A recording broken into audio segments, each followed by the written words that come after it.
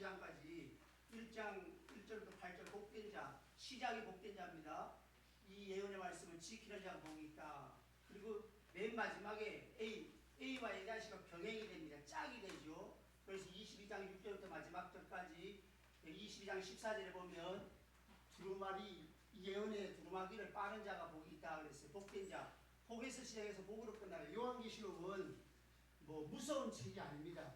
성도들에게는 아주 복된 소식의 말씀이거든요.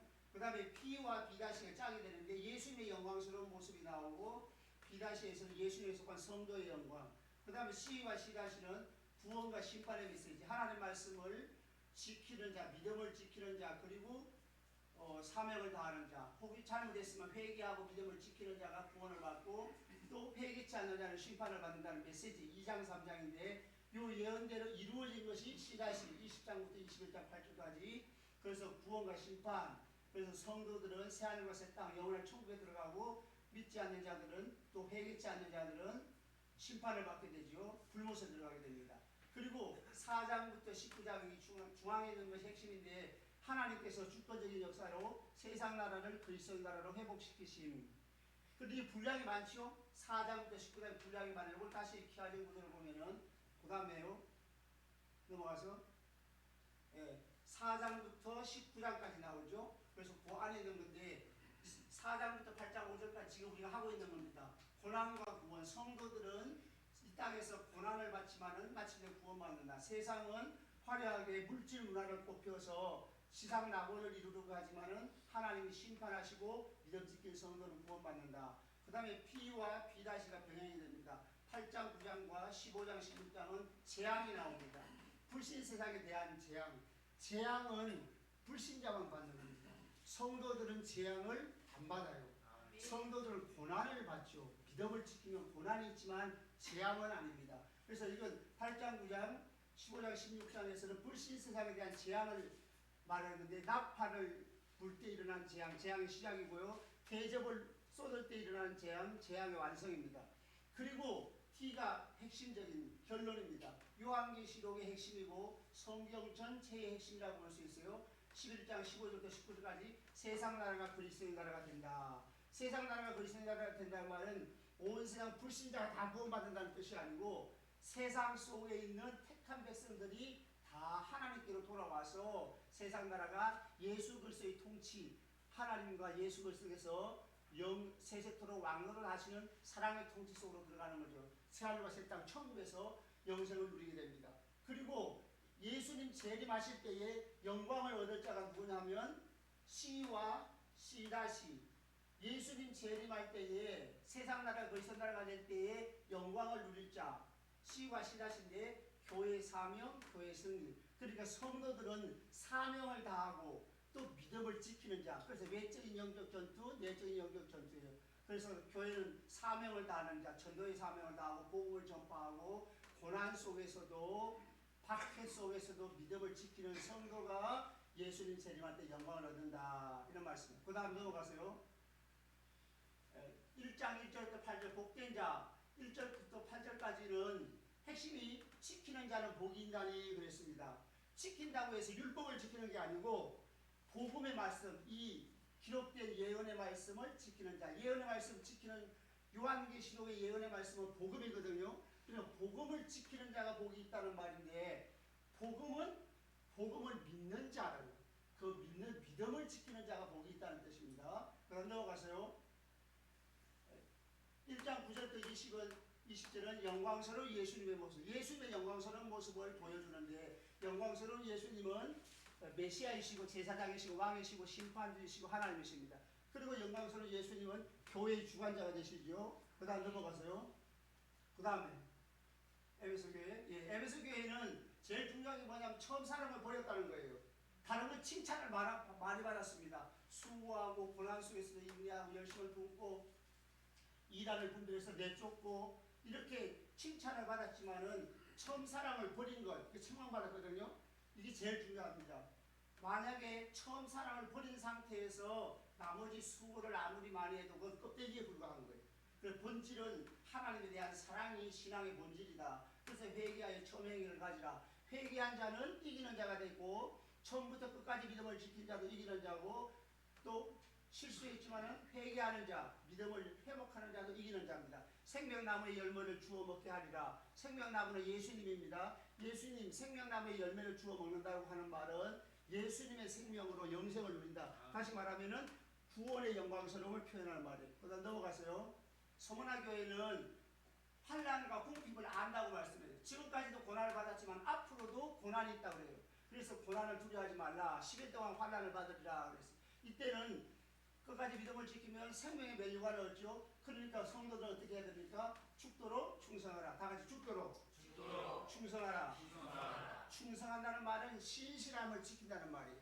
하나님에 대한 신실함. 내가 하나님을 사랑하고 하나님을 믿고 예수님을 섬기는 그 믿음에 대하여 신실함을 보이라. 언제까지? 죽더라도 믿음을 지켜라 하는 말입니다. 그러면 생명의 멸류관을 얻는다 그랬어요. 그리고 이 생명의 멸류관을 얻고 둘째 사망의 해를 받지 않는다. 지옥의 불못에는 절대로 들어가지 않는다. 믿음을 지키는 자는 불못에 안 들어간다는 말이죠. 이것은 구원의 영광스러움. 그러니까 이기는 자에게 하신 약속은 다 구원의 영광스러움입니다. 그 다음에 넘어가세요. 버가모 교회. 버가모 교회는 니골라당의 교훈을 지키는 자들이 있다. 니골라당의 교훈이라는 것은 무슨 말이냐면 물질적인 손해를 안 보려고, 경제적인 손해를 안 보려고 세상과 타협하는 믿음이에요. 그래서 그걸 회개하라고 말씀하십니다. 그래서 이기는 자에게는 만나를 주고 힌도를 준다. 만나는 양식이죠. 그래서 이런 잔치를 표시하는 말이에요. 힌도는 자격, 메시아 잔치에 참석할 자격. 이것은 무슨 말이냐면 예수님 재림하실 때에 예수님의 신부로서 영생을 누린다는 말이에요. 그리고 돌 위에 새 이름을 기록한다는 말인데, 흰 돌 위에 새 이름을 기록하는 것은 어린 양의 신부라는 아마 이름일 것이다. 어린 양의 신부로서 영원히 예수님의 영광에 참여하는 자가 된다. 이게 또 구원의 영광스러움을 얘기하는 겁니다. 그 다음에 넘어가서요. 두아디라 교회. 두아디라 교회는 이세벨을 용납했어요. 칭찬도 많이 있어요. 처음 행위가 나중 행위보다 많다. 그래서 나중 행위가 처음 것보다 많다 했는데 이세벨을 용납했기 때문에 문제가 생겨요. 이세벨을 용납했단 말은 두아디라 버가모 교회의 니골라당의 교훈과 같은 거예요. 세상과의 타협입니다. 그러니까 이거 예수님이 계속해서 말씀하시는 건 뭐냐면 교회를 나와도 물질적인 손해가 있을 때에 신앙을 타협하는 거. 이거 아주 싫어하는 거예요. 예수를 안 믿는 게 아니에요. 교회를 다니고 예수를 믿는다고 예배도 드리고 하나님을 찬양하고 기도도 하고 하는데 물질적인 손해가 있을 만하면은 뒷걸음치는 거예요.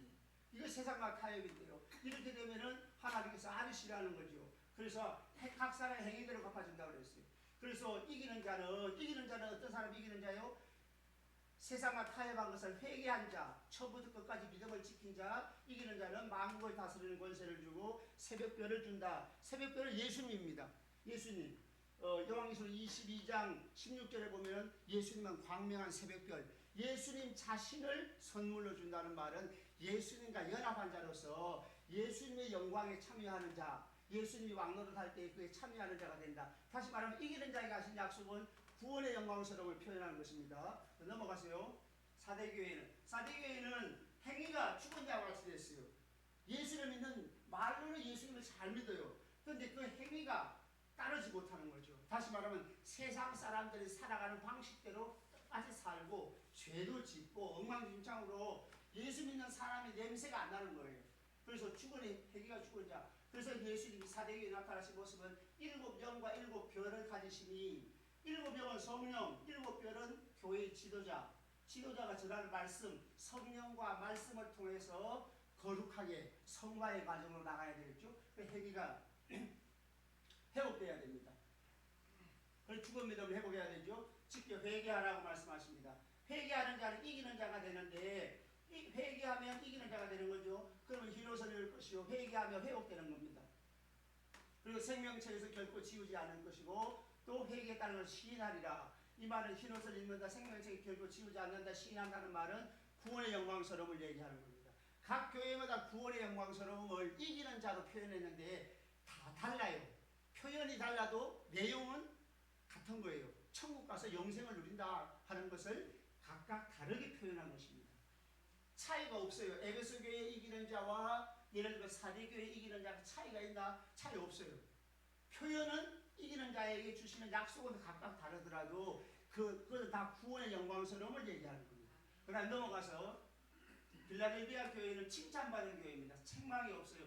거룩하고 진실하서 다윗의 열쇠를 가지시는데 예수님의 모습처럼 빌라델비아 교회 성도들도 이와 같은 예수님의 모습을 가지고 있다 칭찬하시면서 너는 적은 능력을 가지고도 내 말을 지키고 배반하지 않았다. 그러므로 나도 너를 사랑하고 네가 지켰으니까 나도 너를 지켜주겠다. 이렇게 말씀하시고 이기는 자 지금과 같은 빌라델비아 칭찬받은 교회니까 지금처럼 끝까지 믿음을 지키면 이기는 자가 되고 성전의 기둥이 되게 하는데 그 기둥 위에 그의 위에 새 이름 하나님의 이름 새 예루살렘의 이름 나의 새 이름을 그 기둥 위에 기록한다. 기둥은 이기는 자가 기둥이니까 이기는 자가 하나님의 이름 하나님의 자녀의 영광을 누리게 될 것이고 새 예루살렘의 이름 천국의 상속자가 될 것이고 나의 새 이름 높아지신 예수님 만왕의 왕이신 왕노릇 하시는 예수님의 영광에 참여하게 되게 해주겠다는 뜻이 이게 구원의 영광스러움이죠. 그 다음 넘어가세요.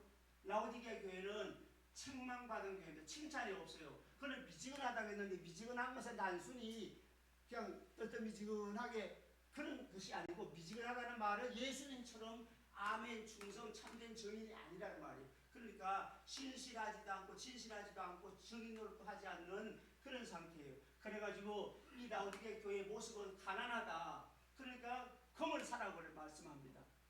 금을 사려면 뭐가 지불이 돼야 되죠? 돈이 지불돼야 되죠. 경제적인 손해를 입더라도 믿음을 지켜라 그런 뜻이에요. 그 다음에 눈이 멀었다. 천국을 영광을 못 보는 것이요. 천국에서 그 영광을 못 보니까 안약을 사서 발라서 천국의 영광을 봤으면 좋겠고 내 모습은 벌거벗은 모습과 같다. 행위가 엉망진창이니까 너는 흰옷을 사서 입어서 네 행위를 거룩하게 해라. 한마디로 말하면 천국의 영광을 보고 금보다 귀한 믿음을 가지고 천국의 영광을 보고서 오는 삶을 살아라 하는 말입니다. 그래서 열심을 내라 회개하라. 회개하지 못하는 이유, 열심을 내지 못하는 이유는 뭐냐면 예수님을 문 밖에 세워두신 교회입니다. 그래서 라오디게아 교회가 회개하는 방법은 뭐냐면 예수님을 영접하는 거예요. 이미 믿는다고 하는 사람들이 불신자처럼 예수님을 문 밖에 세워뒀어요. 이 말은 무슨 말이냐면 교회는 다니는데 예배는 드리는데 기도는 하는데 성경은 보는데 봉사를 하는데 중요한 일만 생기면 예수님이 주인이 아니고 자기가 주인이에요. 그러니까 예배도 드리고 봉사도 하고 헌신도 하고 기도도 하고 말씀도 보고 그렇게 하는데 중요한 순간에 가가지고는 자기가 주인 노릇하는 거예요. 그 예수님이 주인이 안 된 거죠.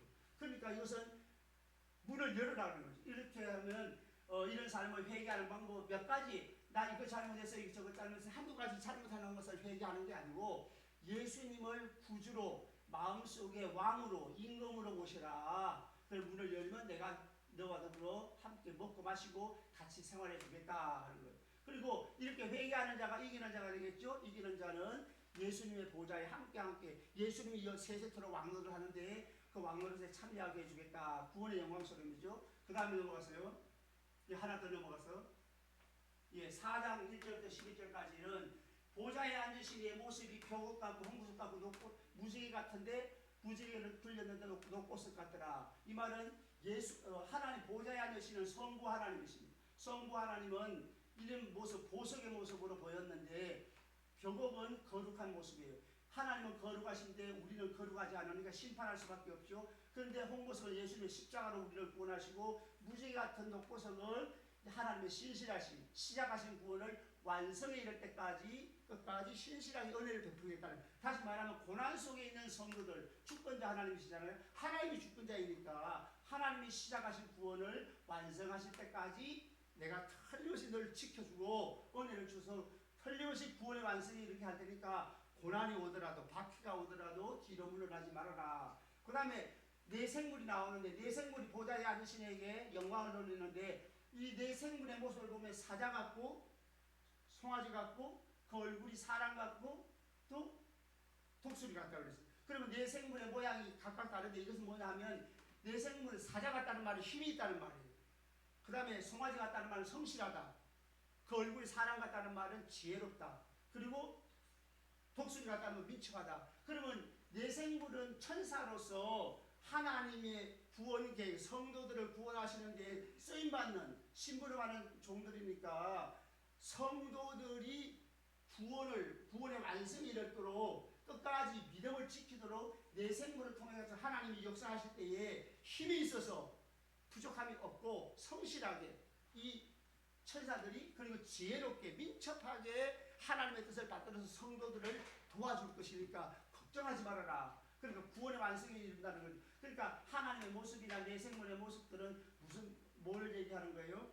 시작하신 구원이 끝까지 예수님 재림하셔서 구원의 완성이 이르러 영원한 천국에 들어갈 때까지 하나님이 지켜주시고 믿음 주시고 은혜 주시고 능력 주실 거니까 실망하지 말고 두려워하지 말고 믿음을 지키라 하는 그런 메시지겠죠. 그래서 이시자 장로들이 자기의 관을 보호자 앞에 드립니다. 이시자 장로들은 누구예요? 성도들의 대표니까 우리 성도들이 그 자리에 있다고 봐야 돼요. 그래서 천국에 이시자 장로들이 있다는 걸 우리 모든 성도들이 흰옷을 입고 금관을 쓰고 있어요. 흰옷은 죄를 용서받았다는 것, 깨끗하다는 것이죠. 금은 믿음이라고 볼 수 있고 관은 면류관은 승리자가 받는 관이에요. 믿음의 승리자, 영적 전투에 승리했다는 말이에요. 그래서 자기의 관을 보호자 앞에 뒀다는 말은 우리가 믿음의 승리자가 된 것은 내 힘으로 된 것이 아니고 하나님의 은혜로 승리했으니까 우리는 쓸 자격이 없습니다 하고 관을 하나님께 보호자 앞에 드리는 모습입니다. 그리고 이 장로들이 찬양을 합니다.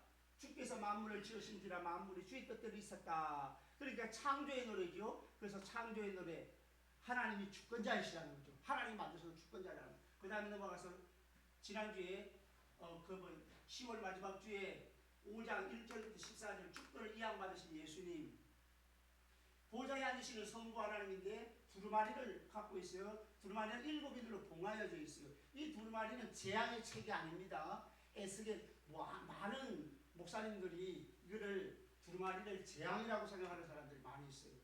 거의 한 80% 이상은 그렇게. 두루마리는 재앙이 아닙니다. 왜냐하면 에스겔서의 2장 7절, 8절, 9절, 10절, 그 다음 3장 1절, 2절, 3절까지 나오는 두루마리는 요한계시록에 나오는 두루마리와 달라요. 어떤 점에서 다르냐 하면 에스겔에 있는 두루마리 재앙의 말씀은 7인으로 봉해지지 않았어요. 그런데 요한계시록에 두루마리는 7인으로 봉해졌어요. 그 다음에 에스겔서에 있는 두루마리는 대상이 에스겔 2장 7절 8절에 보면 패역한 이스라엘에게 보내진 말씀입니다. 패역한 이스라엘에게 재앙의 말이 10절에 보면 그 두루마리는 재앙의 말이 기록되었다고 그랬어요. 그래서 어떤 사람들은 그대로 갖고 와가지고 요한계시록의 두루마리를 재앙의 책이라고 하는데 요한계시록의 두루마리는 대상이 누구냐 하면 믿음을 지킨 성도들이 대상입니다. 그래서 사도 요한이 크게 울었다고 그랬잖아요. 이 두루마리가 봉해져 있어가지고 울었어요. 그럼 이 두루마리는 뭐냐면 다 같이 두루마리는 하나님의 구원계획, 하나님의 구원계획이에요. 한마디로 말하면 복음이라고 말할 수 있어요. 복음.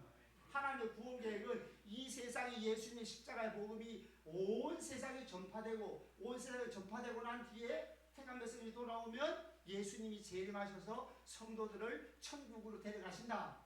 이게 두루마리 내용입니다. 그러니까 요한계시록의 두루마리를 절대로 재앙이라고 하는 그런 혹시 여러분들이 인터넷이라든지 TV를 통해 가지고 목사님들 설교할 때 두루마리를 재앙이라고 말하면 저는 잘못이구나 하고 아예 보지를 마십시오.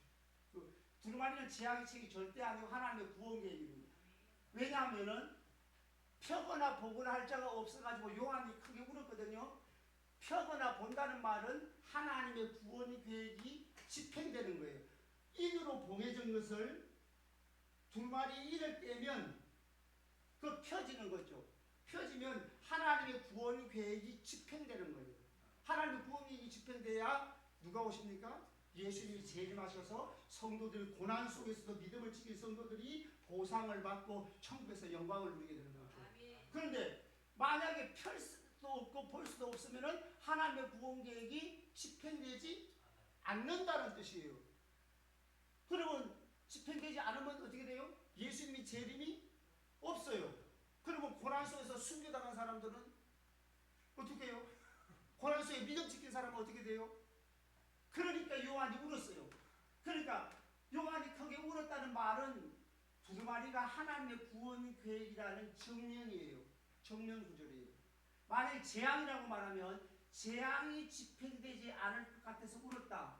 그 말이 됩니까? 나 재앙을 안 받을 것 같아서 울었어.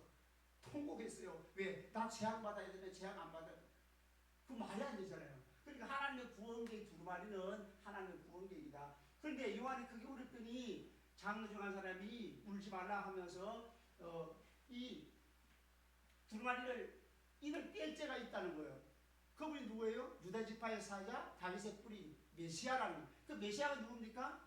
어린 양이신 예수님. 예수님이 두루마리의 이를 떼시리라. 두루마리의 이를 떼면 하나님의 구원 계획이 집행되는 거니까 택한 백성들이 돌아오고 예수님이 재림하시면 영광을 누리게 되는 거죠. 그래서 그분은 일찍이 죽음을 당한 것 같다. 두루마리를 취하셨는데 두루마리를 예수님이 성부 하나님의 손에 있는 두루마리를 예수님이 취하셨어요.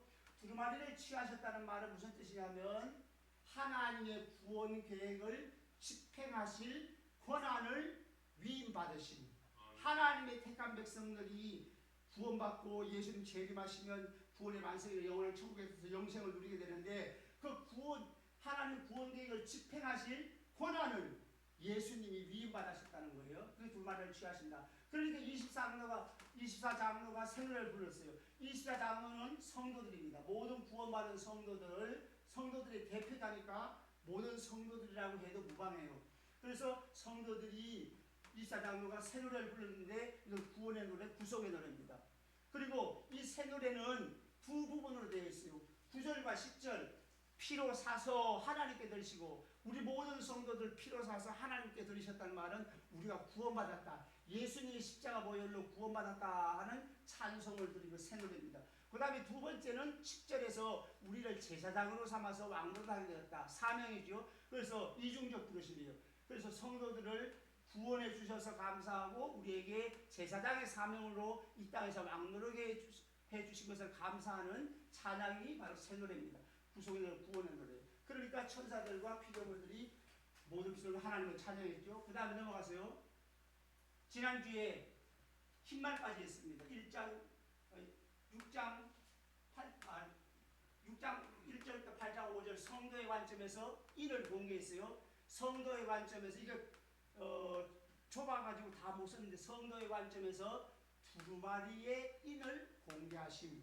두루마리의 인을 공개하심이요. 그러니까 두루마리를 이제 공개하는데 6장에 가가지고 아까 읽었죠. A는 A와 A-B, B-C, C-D 이렇게 나왔는데 A는 첫째인, A-는 둘째인, B는 셋째인, B-는 넷째인, C는 다섯째인, C-는 여섯째인, D는 일곱째인까지 포함되는 거예요. 그러면 첫째인을 뗄 때 지난주에 첫째인을 뗄 때 오늘 방금 우리가 1절, 2절을 읽었죠. 뭐가 나왔어요? 흰말이 나왔어요. 요한계시록에서 흰색은 의미가 있습니다. 흰색은 거룩하다 하는 뜻이 있고 승리의 뜻이 있어요. 거룩과 승리. 그리고 그렇게 흰색을 색깔의 의미를 중요시하는 이유가 뭐냐면 네 번째 일을 뗄 때 청황색 말이 나오는데 탄자가 청황색 말밖에 없어요. 무슨 말이냐면 첫째인과 둘째인과 셋째인을 뗄 때는 탄자의 이름이 안 나옵니다. 한번 읽어보겠습니다. 자, 요한계시록 6장 8절 읽어보겠습니다. 8절 시작.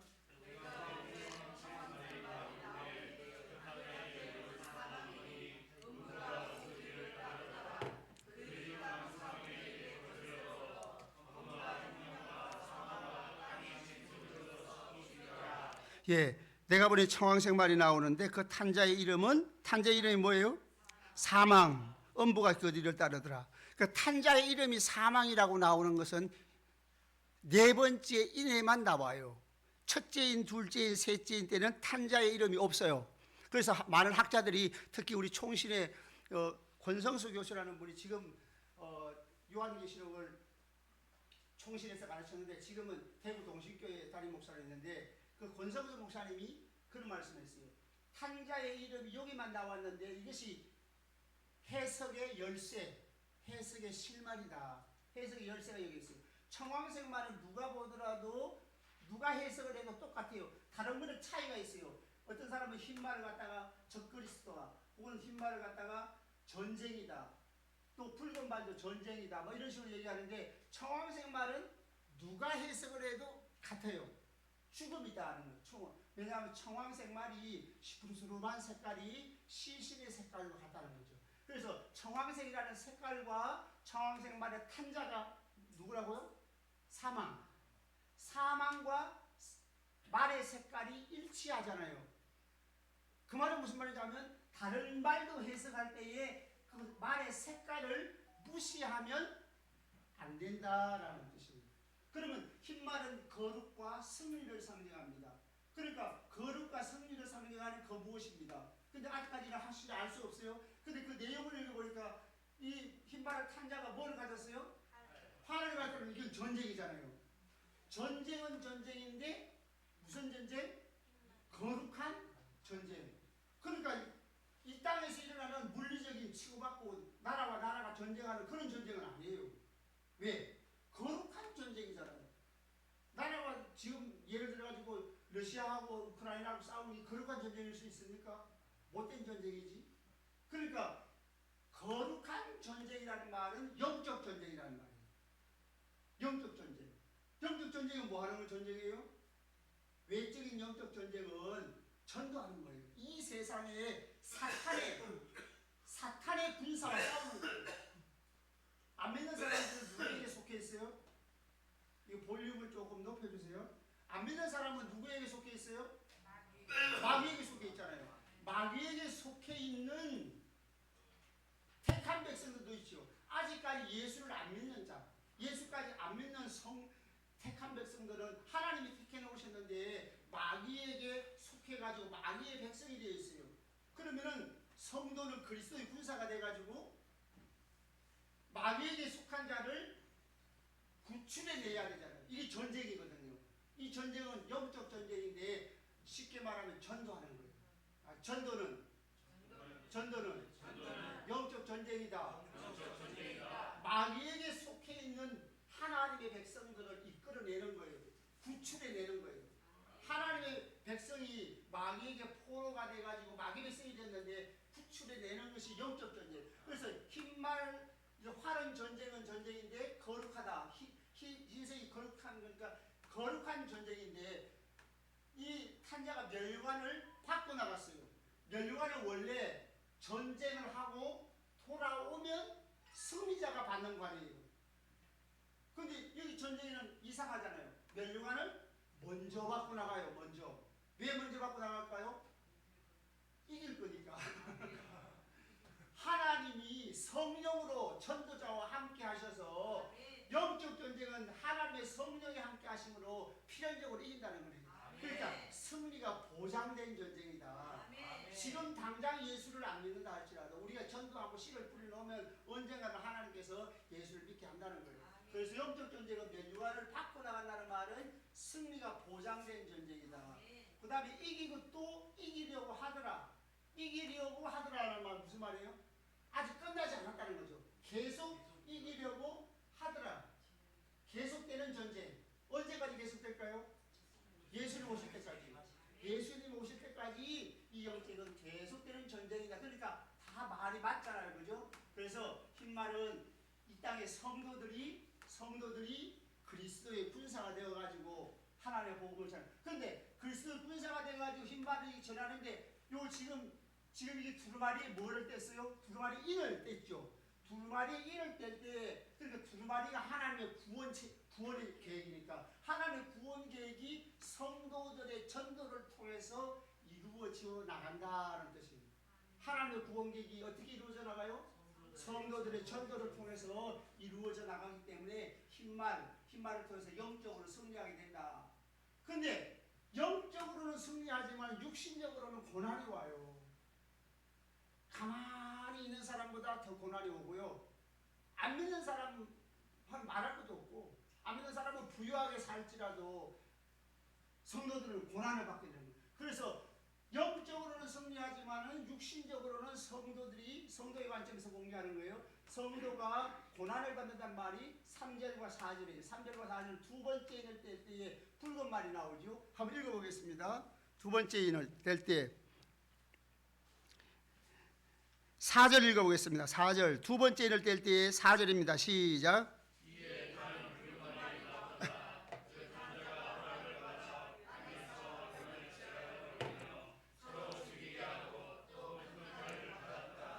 네. 붉은 말은 이걸 잘못 해석하면 흰 말을 전쟁이라고 하고 혹은 적그리스도라고 붉은 말도 전쟁이라고 말하는 사람이 있어요. 왜냐하면 어떤 사람은 이 붉은 말이 그게 보니까 뭐라고 하나 화평을 제하고 서로 죽이게 하고 큰 칼을 받았으니까 이게 전쟁이 아닙니까 하는데 전쟁이 아니고 박해와 순교입니다. 성도들이 영적으로는 승리하지만은 육신적으로는 박해도 받고 순교도 당한다는 거예요. 그런데 화평을 제한다는 말이 일반적인 물리적 전쟁뿐 아니고 성도가 한 사람의 가정이 안 믿는 가정, 유교적인 가정이 있어요. 어느 날 며느리가 들어왔는데 교회 간다는 거예요. 친구 만나고 와가지고. 그러면 그게 뭐가 일어나죠? 영적 전쟁이 일어나고 화평이 깨지죠. 화평이 깨지죠. 어떤 아들이 있는데 잘 아버지 말 잘 듣다가 어느 날 친구 따라서 교회 몇 번 가더만 그 다음에 교회 계속 가겠다는 거예요. 그러면 그 가정에는 뭐가 깨져요? 화평이 깨지는 거죠. 이런 말씀이 있습니다. 성경에. 제가 이걸 주장하는 게 아니고 마태복음 10장을 보겠습니다. 마태복음 10장 34절. 마태복음 10장 34절부터 36절까지. 마태복음 10장 34절부터 36절 다 같이 읽어봅니다. 시작.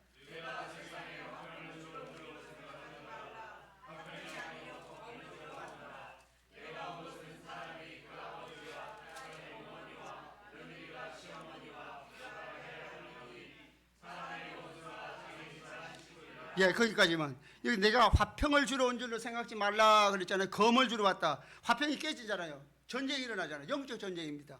믿음을 지키면 이와 같이 가정에도 그래서 여러분들이 예수를 믿고 신앙을 지킬 때에 가정이 평안하리라고 안 믿는 사람들하고 평안하게만 잘 지내는 게 좋은 게 아니에요. 분란이 일어나도 끝까지 믿음을 지켜야 합니다. 예배 드려야 합니다. 쫓겨나더라도 예배를 드려야 되는 거예요. 예.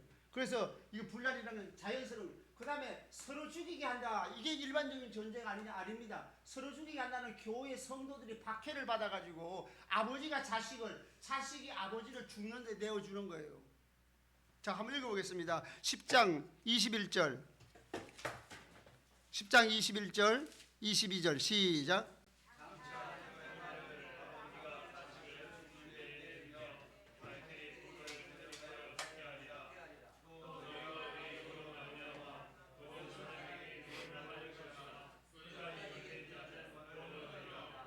예. 형제가 형제를 아버지가 자식을 죽는데 내어준다고 그래서 서로 죽이게 한다고 그랬잖아요. 자, 마태복음 24장을 보겠습니다. 마태복음 24장 9절 10절. 마태복음 24장 9절 10절. 다 같이 시작.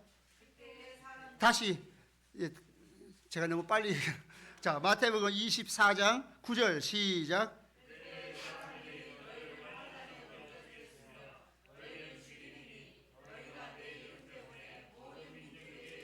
10절.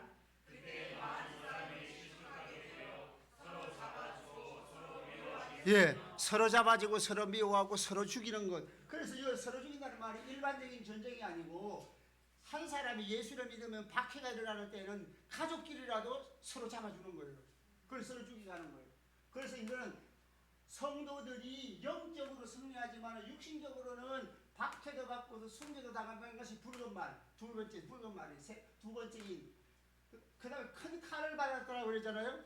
큰 칼을 받았다라 하는 말도 이 칼이 이 전쟁이라고 생각할 수 있는데 이 칼은 뭐냐면 마카이라, 헬라어로 마카이라인데 여기 네 번째 청황색 말에도 칼이 나와요.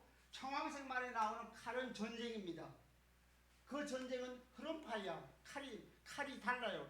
이 청황생말에 나오는 칼은 흐론파이아라고 해서 넓고 긴 칼이에요. 넓고 긴 칼은 전쟁용 칼이고, 이게 두 번째 인의 붉은 말에 큰 칼을 받았다 할 때 이 칼은 막칼이라는 단검입니다. 단검. 수비대가 차는 칼.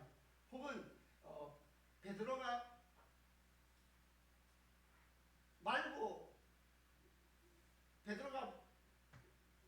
말고의 귀를 벤 그 바로 칼. 그러니까 단검은 단검인데 큰 칼이라고 그랬잖아요. 그 말은 무슨 말이냐 하면은 많은 순교자가 날 것이다. 초림부터 재림 사이에 많은 순교자가 일어날 것이다. 그 다음에 세 번째 인을 뗄 때는 B5절 6절에는 검은 말이 나왔어요. 검은 말은 기근에 노출되어 있다는 말이에요. 성도들이 기근에 노출되어 있다. 자, 한번 읽어보겠습니다. 요한계시록 6장으로 와가지고 다시 요한계시록을 펴시고 요한계시록 6장 5절에 보면 검은 말이 나오는데 탄자가 손에 저울을 가졌다 하면서 그 다음에 6절 읽어보겠습니다. 6절 다 같이 시작.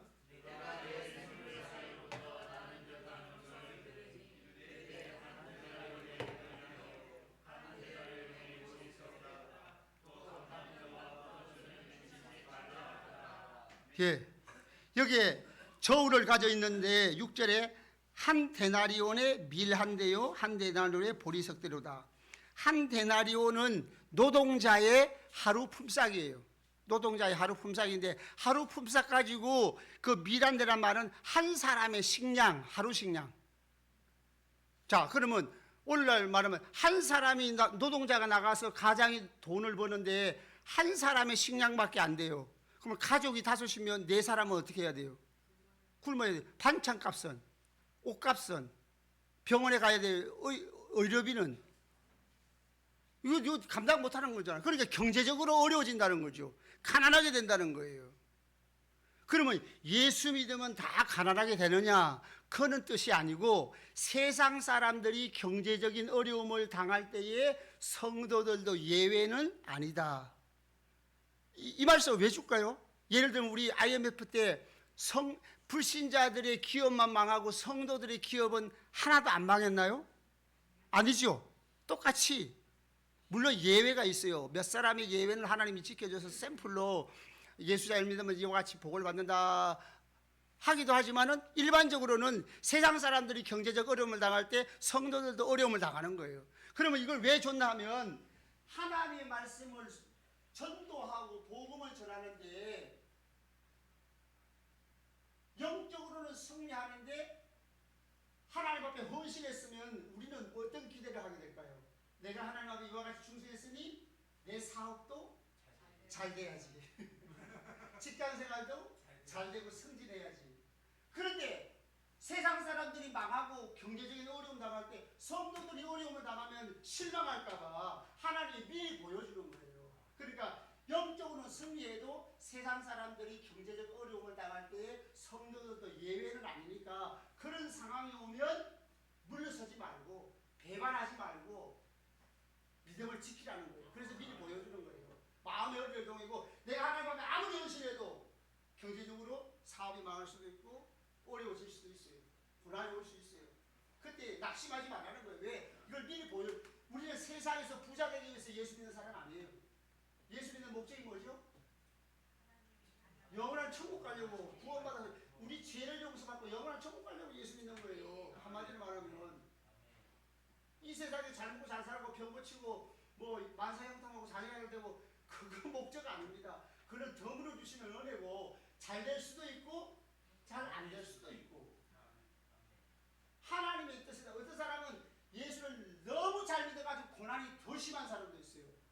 예를 들면 사업하는데 줄 성공하고 사업장 문 닫아봐요. 기계 돌리지 않고 다 문 닫아요. 이거 어떻게 되겠어요? 어려울 수 있어요. 그러니까 경제적으로는 어려움을 당할 수 있다. 그 다음 네 번째 인을 뗄 때는 청황생말은 죽음이에요. 저 죽음의 요인이 4가지가 나왔어요. 검, 그 다음에 흉년, 그 다음에 사망, 그 다음에 땅의 짐승들. 이건 4가지는 뭐냐면 검은 전쟁입니다. 전쟁으로 말미암아 죽을 수도 있고 성도들이 예를 들어 우크라이나에 예수 믿는 사람들 선교사들 우리 동기도 가 있는데 우크라이나 만약 선교사들 예수 믿는 성도들이 이번 러시아하고 전쟁할 때 안 죽었을까요? 하나도? 세상 사람들이 죽을 때에 전쟁통에 성도들도 죽어요. 그 다음에 흉년, 가난해서 먹을 게 없어 죽을 수도 있어요. 그 다음에 사망이라는 말은 다나토스인데, 다나토스 본래의 뜻이 사망은 맞아요. 그런데 그 의미는 뭐냐면 질병입니다. 구약에서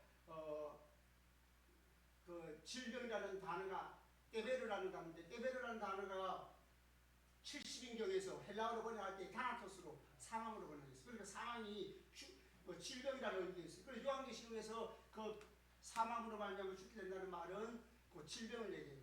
우리 코로나19 때 안 믿는 사람만 죽고 성도들 하나도 안 죽었죠?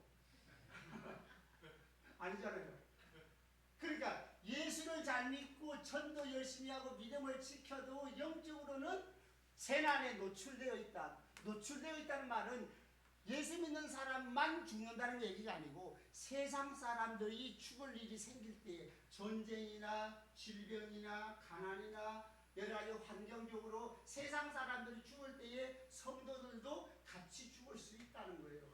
그럴 때 성도들이 낙심해가지고 내가 하나님을 이와 같이 잘 적용했는데 우리 식구가, 우리 남편, 우리 아내가, 우리 아들이 왜 죽어야 돼? 낙심하고 돌아서서 안 믿으면 어떻게 되죠? 지옥 가죠. 그러니까 낙심하지 말라고 미리 보여주는 거예요. 영적으로는 승리하지만 육신적으로는 박해도 받고 수리도 당하고 가난에 노출되어 있고 여러 가지 재난으로 말미암아 죽을 수도 있어요. 그리고 성도들은 너무 힘들잖아요. 영적으로는 승리하는데 기쁨이 충만하고 전도하고 성령 충만해가지고 찬송하는데 육신적으로는 너무 고달파요. 그러니까 다섯째일 때는 하나님의 나라가 속히 임했으면 좋겠습니다. 하나님의 나라 도래를 간구하는 거예요. 하나님의 나라가 임하려면 누가 와야 돼요? 예수님이 재림하셔야 하나님의 나라가 도래하는데 하나님의 나라가 속히 임하기를 간구할 때에 여섯째 이럴 때에 예수님이 재림하실 때에 세상 심판의 날을 미리 보여줘요. 세상을 부러워하지 말라는 거죠. 안 믿는 세상, 나 예수 안 믿었으면 이런 일도 안 당할 텐데 이렇게 한탄하지 말라는 거예요.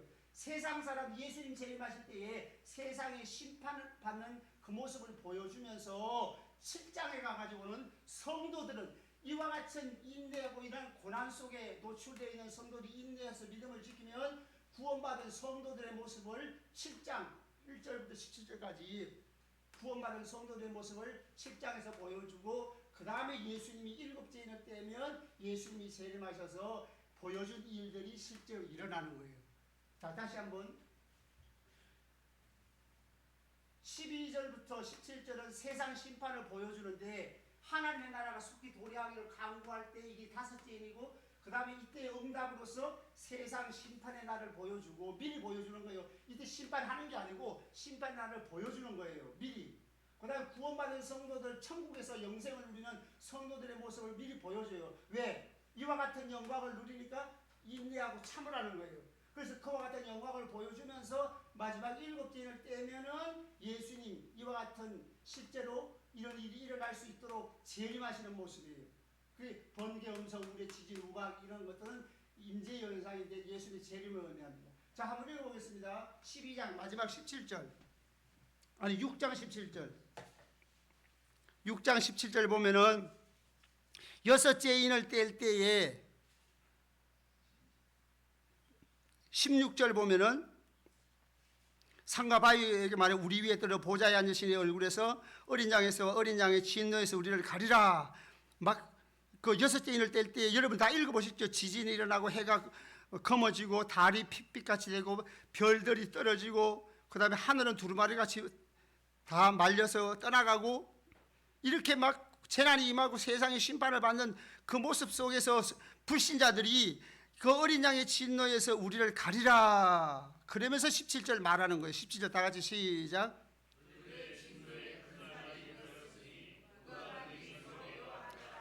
예수님이 재림하시는 모습을 보여주면서 이와 같이 세상이 멸망을 당한다 하는 모습을 보여줄 때에 불신자들이 하는 말이 진노의 큰 날이 일었으니 누가 능히 서리요? 누가 설까요? 설 수 있는 자가 있어요. 누가 서요? 성도들. 성도들은 이러한 재난을 받지 않고 천국에 들어간다. 그것이 7장입니다. 그러니까 6장 17절에 누가 능히 서리요 하더라. 그리고 설 수 있는 자, 믿음을 지키는 성도들을 7장 1절에서 17절까지 보여주는 거예요. 그래서 7장에 가서 보면은 이 구원받은 성도들 이 땅에서 인침을 받고 건물이, 그리고 이 분량이 많죠. 7장 1절부터 8장 5절 다음을 넘겨주세요.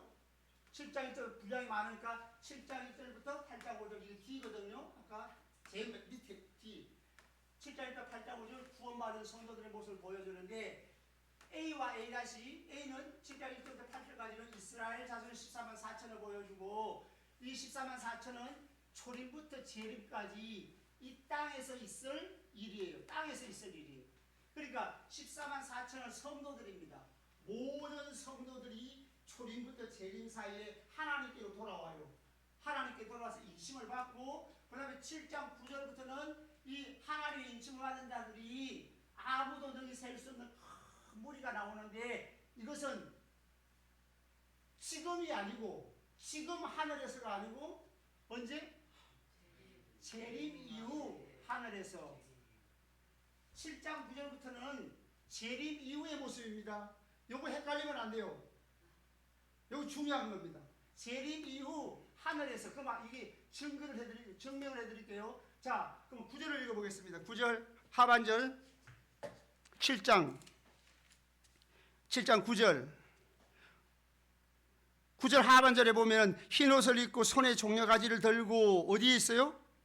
보좌 앞과 어린 양 앞에 서서. 보좌 앞은 어디예요? 하늘이죠. 하늘 천국입니다. 천국에서. 그럼 이게 재림 이후라는 말은 어떻게 나왔나 하면은 이것이 재림 이후라는 것은 맨 뒤에 가서 보면은 15절 하반절에 보면은 15절 밤낮 하나님을 섬김에 밤낮 하나님을 섬기는데 그들이 보좌에 앉으신 이가 그들 위에 뭐를 쳐요? 장막을 친다. 요거 기억하고 계세요? 뭐를 쳐요? 장막을 쳐요. 요때가 이제 새하늘과 새 땅 천국에서 있을 일이에요. 그 다음에 그들이 줄이지도 않고 목마르지도 않고 상하지도 않는다. 그리고 17절에 어린 양이 그들의 목자가 어디로 인도해요? 생명수 샘으로 인도하시고. 생명수 샘, 아까 뭘 기억하라고요? 장막, 생명수 샘. 그 다음에 그 눈에서 뭐를 씻어줘요? 모든 눈물을 씻어줄 것입니다. 요 상태가 재림 이후 새하늘과 새 땅에서 있을 일이에요. 자, 한번 보겠습니다. 21장 가서 봐요. 21장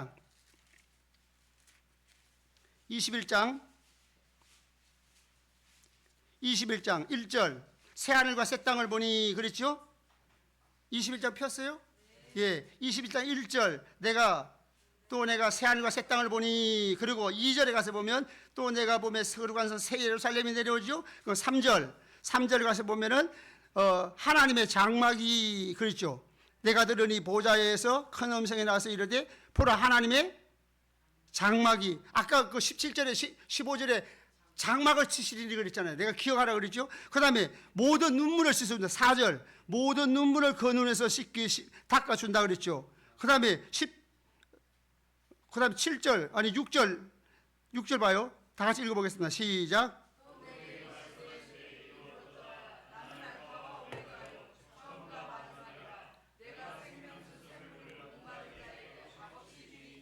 생명수 샘으로 인도한다고 그랬죠. 생명수 샘으로 인도하고 장막을 치시고 모든 눈물을 씻어주시는 이 상태가 어느 상태예요?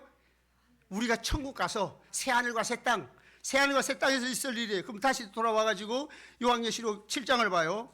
요한계시록 7장에 보면은 7장 9절에서 보좌 앞과 어린 양 앞에 서가지고 큰 무리가 종려가지를 들고 하나님을 찬양하는데 그들의 찬양이 있은 후에 쭉 내려와가지고 이제 15절에 밤낮 하나님의 성에 그들 위에 장막을 치시리니. 그리고 17절에 어린 양이 그들 생명수 샘을 인도하시고 모든 눈물을 씻어준다 했으니까 지금 이 9절 여기 와서 7장 9절에 아무도 능히 셀 수 없는 큰 무리. 다시 9절을 한번 다시 읽어보겠습니다. 다 같이 9절 시작.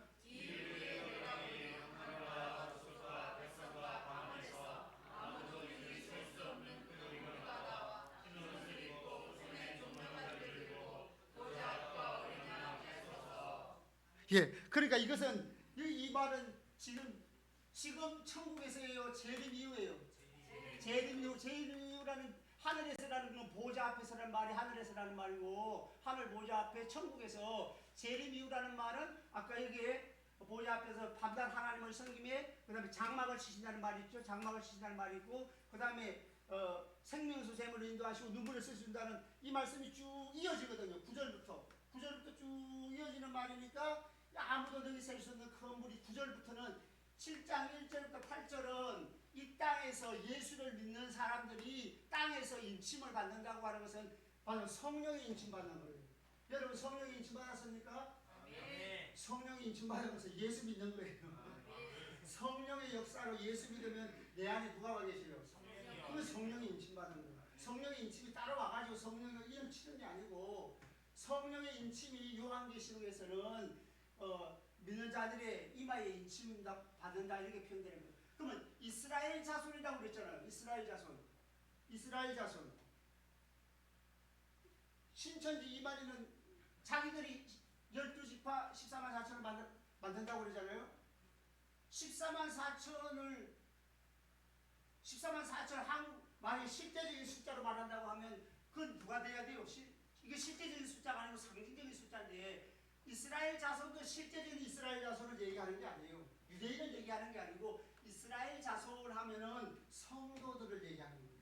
요한계시록에서 보면. 자, 그러면 그 이스라엘 자손은 야곱의 후손이지요. 야곱의 이름이 이스라엘로 바뀌었죠. 그럼 이스라엘 자손이라고 말하는 것은 하나님의 백성이라는 뜻이에요. 이스라엘 백성은 누구의 자손이에요? 아브라함의 자손이죠. 아브라함, 이삭, 야곱. 야곱의 이름이 이스라엘로 바뀌어서 이스라엘 12지파에서 하나님의 백성이지만 그러니까 하나님의 백성, 이스라엘 백성 하면은 아브라함의 자손, 이스라엘 백성이에요. 그러면 오늘날 우리 성도들은 아브라함의 자손인가요? 아멘. 영적인 말을 안 해도 영적 이스라엘 이렇게 영적이라는 말을 안 해도 우리는 그냥 이스라엘이에요. 왜 이스라엘인가 하면은 자 갈라디아서 3장을 보겠습니다. 영적이란 말을 안 해도 성도들은 이스라엘 백성입니다. 갈라디아서 3장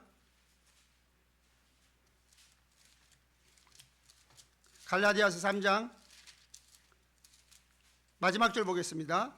갈라디아서 3장 26절 29절입니다. 29절 시작.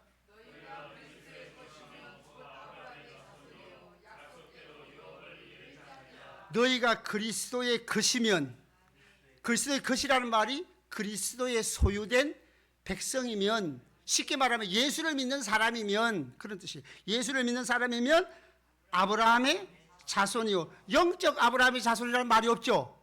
그리고 우리는 아브라함의 자손입니다. 아브라함, 이삭, 야곱. 그럼 야곱 이스라엘을 말해서 우리가 이스라엘 자손이에요. 자, 그러면 뒤에 넘어가서 6장을 보겠습니다. 갈라디아서 6장 16절. 갈라디아서 6장 16절. 시작.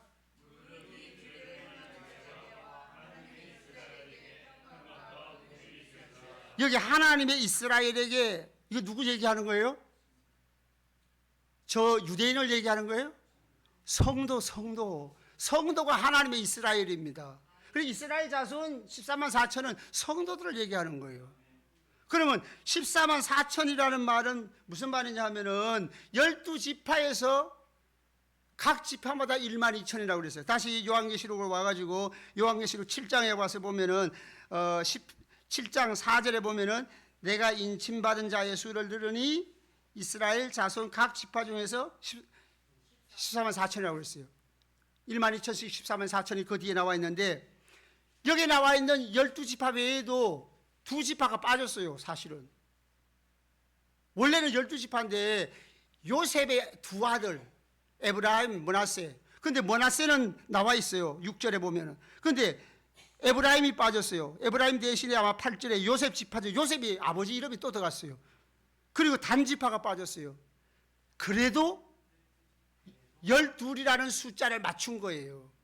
그 이거를 실제적으로 유대인 지파라고 생각하면 안 되고 성도들이 아까 갈라디아서 3장 26절하고 그 다음에 6장에서 말씀 우리는 하나님의 이스라엘이라고 했잖아요. 그러니까 12이라는 숫자는 하나님의 백성의 숫자입니다. 그러니까 이걸 상징적으로 봐야 돼요.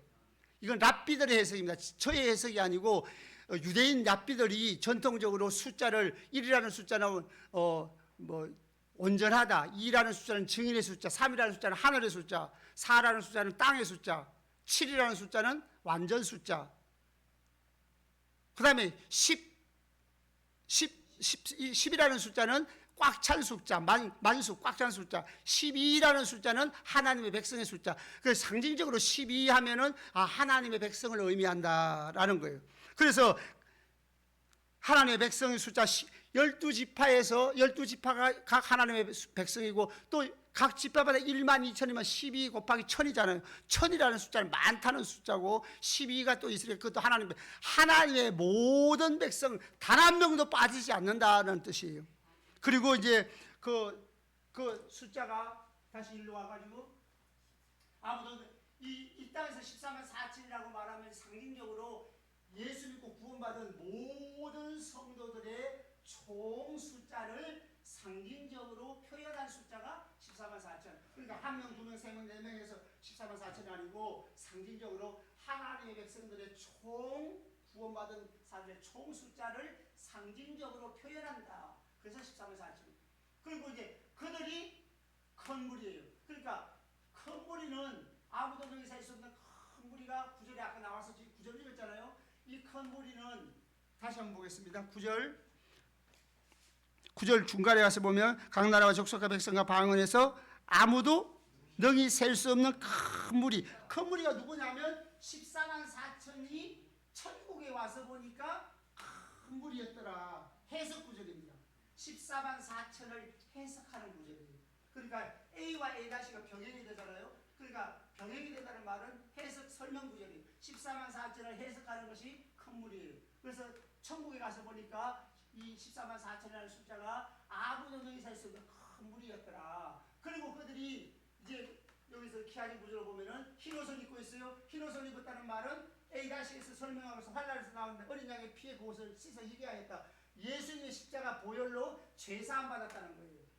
환란에서 나온다는 말은 아까 두 번째인, 세 번째인, 네 번째인에서 고난을 받잖아요. 고난에 노출되어 있죠. 그러니까 큰 환란에서 믿음을 지키는 자들이 죄사함을 받았던 자들. 종려가지를 들었다는 말은 종려가지는 1000년 이상 산다고 합니다. 종려가지가 1000년 이상 사는데 그때 당시에 사람의 평균 수명이 예수님 당시에 평균 수명이 한 45세에서 50세라고 해요. 그러니까 네가 나이가 50도 못해서 아브라함을 구하느냐 그러잖아요. 그 50 살면 많이 사는 거예요. 그런데 종려가지는 1000년을 사는가? 50년 사는 사람이 1000년 사는 종려가지를 보면 이거 영생한다는 뜻이 있는 거예요. 종려가지를 들었다는 말은 영생을 얻었다. 그래서 B와 B 다시 짝이 되잖아요. B에 대해서 종려가지를 들은 것을 설명해 준 것이 B 다시예요. 보호자 앞에서 성령 밤낮 하나님을 섬김에 천국에는 밤이 없어요. 근데 왜 밤낮이라고 했을까요? 항상 계속해서 하나님을 섬겼다는 말은 영생을 얻었다는 말. 그래서 종려가지를 들었다는 말은 영생을 얻었다는 말이고, 그 다음에 D는 구원하심이 하나님 구원받아 찬양하죠. 구원의 내용이 줄이 목마른 상함이 없고 생명의 샘을 인도하시고 눈물을 써 주신다. 그리고 이제 일곱째 인할 때시면은 예수님이 재림하심으로 끝이 나는 거예요. 오늘 여기까지 하겠습니다. 한번 기도하겠습니다.